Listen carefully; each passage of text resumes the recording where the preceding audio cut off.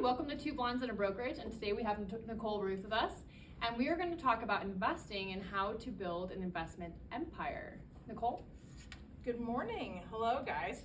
I'm really excited to be here. It's obviously a passion of mine, helping investors kind of find their path. I own 24 doors myself and a shopping center in Kansas City. And the crazy thing is I didn't start there, right? I mean, I grew up with a single mom on food stamps, and you have the choice. I'm not going to build the next rocket to the moon, but I know how to buy a house, and then I know how to buy the next Amen. one. All you need to Yes. know. Awesome. Well, can you tell us a little bit how you started and how you recommend others start? So there's this analysis paralysis that happens with a lot of investors. In fact, as we were talking about right before we started the podcast, that I had just gotten off the phone with two investors who had been doing analysis for the last 6 months, and they had asked, at what point do you jump? And I was like, last month or 6 months ago. Yeah. Yesterday. So at some point you have to make a decision, and especially in this market, we're blessed with the fact that we have increasing appreciation, right? And it's not, you don't always get this opportunity, so you can almost leap without fear that you can get out. So I told them that at this point we have to take the risk and choose a market and start trying this. Worst case scenario, it does not end up being a good investment for the things that you want it to be, and you sell it at a profit. That's the risk today, is so much more diminished than it is in more volatile markets. Now, this market won't always be like this, so this is kind of this period of time where we have a gimme. But as far as how to get started, you have to, I would say the first thing you want to do is create your A team. Who's the lender that you know knows investing? Who's the real estate agent that you know has your back and isn't just looking at, is it pretty, but is it functional for two adults making minimum wage? Or is it functional for an Airbnb rental on cash? Or is it meet the cap rates that you're looking for? If you're working with a real estate or with a realtor who doesn't understand that, then you need to find somebody like you guys who get that and you're doing it yourself, right? So I would say suggestion is to find a lender and a real estate agent that is also investing themselves, because they know the terminology and they know what to look for. And then also figuring out who's the attorney or the CPA or the property manager or the maintenance person that I'm going to count on once I start diving into these things. Having that A team allows you to jump in. These two investors that we were just talking about, they were looking at Airbnbs all over the country, and the first thing I had to tell them is you have to decide on a market and figure out who's the property manager, because they can be expensive for Airbnbs. Yeah. Who's the maintenance people? Who are the people that you're going to count on to help you understand the neighborhoods within the market? Not all neighborhoods were created equal, as you know. So creating the A team is the number one thing to investing. Then you have to leap. You have to understand your numbers, understand what you're comfortable with, and then what is your cash on cash or cap rate or net income goals, right? They're all different. It depends on what you're measuring. I could say, well, I want a cap rate of 6, but what does that mean?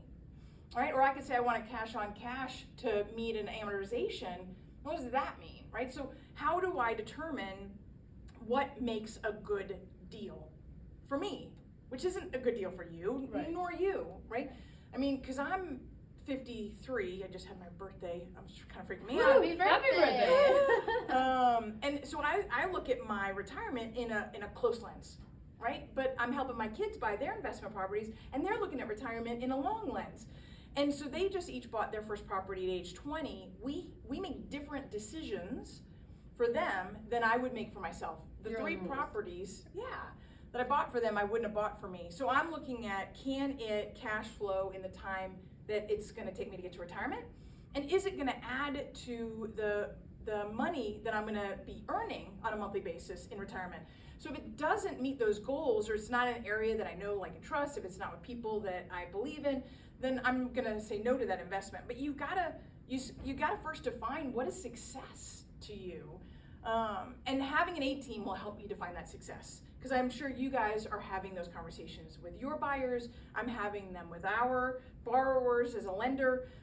So having that defined, then I can start finding properties that mirror my success. Because as you know, this is an intense market, and I will quickly say enough. Like, I don't want to play this game anymore.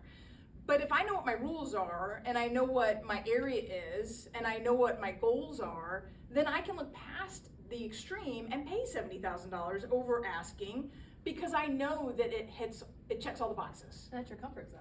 That's what's huge right now, is finding what is your comfort zone. Because a lot of people don't know that until they talk to a lender. Even with us, we have the conversation and we have 5 different scenarios, but until you find out what your comfort zone is with your A-team, you don't really have a good game plan. 100%. Yeah. Well, that's awesome.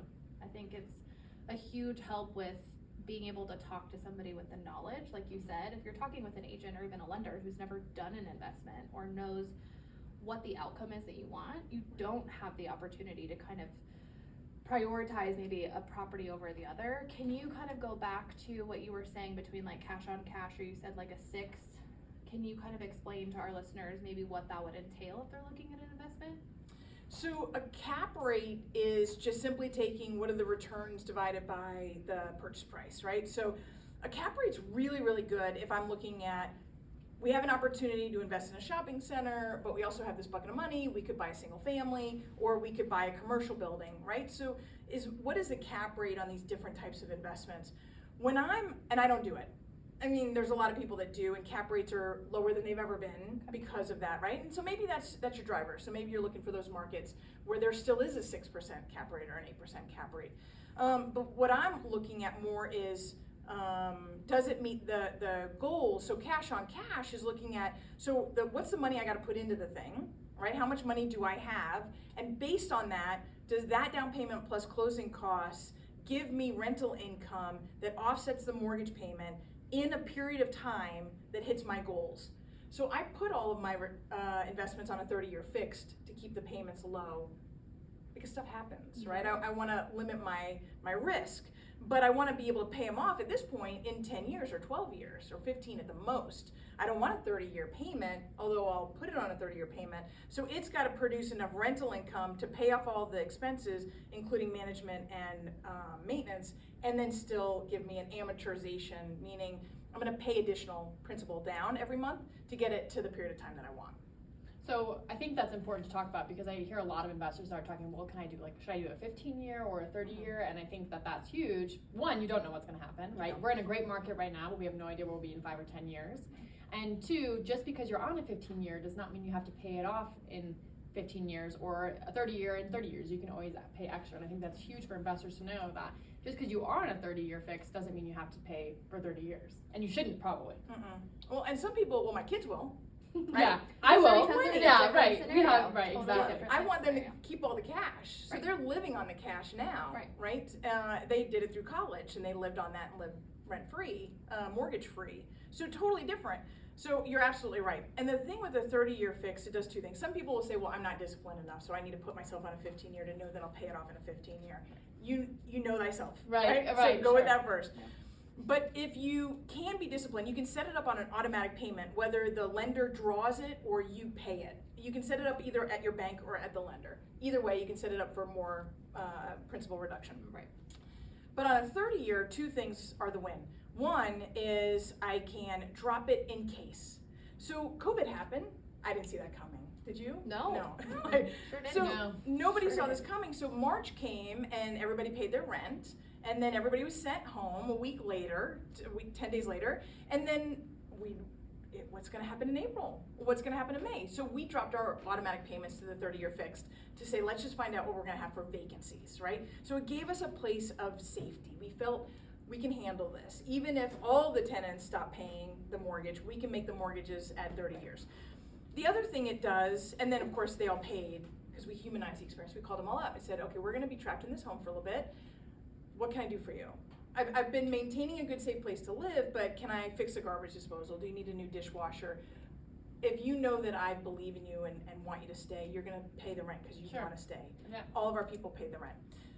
And the other thing is as I'm buying more, then the 30-year fixed mortgage is the mortgage payment that's on my credit report.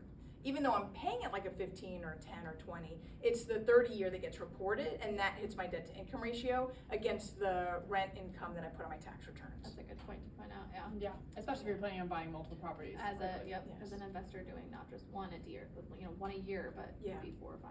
Absolutely. So. You want to keep those payments low. And then this is also the time, since we're talking about the credit reports, don't go lease a Tesla, like right now. Naturally, Like, yeah.